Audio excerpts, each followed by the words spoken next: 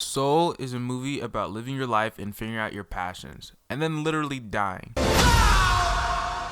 It is the 23rd full-length movie from Disney Pixar since their first movie, Toy Story. It was supposed to be released in theaters, but it was canceled due to a bully trying to steal its lunch money. However, Disney did something somewhat unexpected for a movie of this size. They released it free to people with Disney+.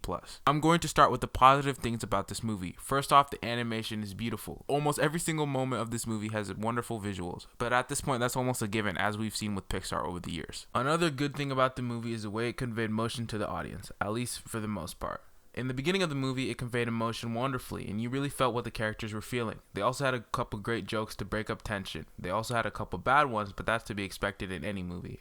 However, towards the end, it starts falling apart a little bit, and that leads me to the main negative aspect about the movie. The main gripe to be had with this movie is its similarity to Inside Out. At first, it isn't obvious. Sure, it has the same kind of vibe, and sure, it has a fairly similar concept to Inside Out, but they start off the movie in different settings, living completely different lifestyles. However, towards the end, they start following the same exact formula. It's so similar and predictable, in fact, that 30 minutes before the movie ends, you can pretty much just stop the movie because you know how it'll end and what will happen. You could say that's acceptable because it's a kid movie, and you're probably right, to be honest. Overall, I rate this movie 10 turtles out of 100. That's equivalent to a 9 out of 10. You may be wondering why I'm using the turtle scale. It is because I don't like turtles. You may also be wondering why I'm using a backwards rating, and you're probably thinking it's counterintuitive and confusing. My response to that is true, but blame it on the turtles. If they were cool like kangaroo, it wouldn't be a backward scale. So to summarize, this movie is pretty much 9 kangaroos out of 10.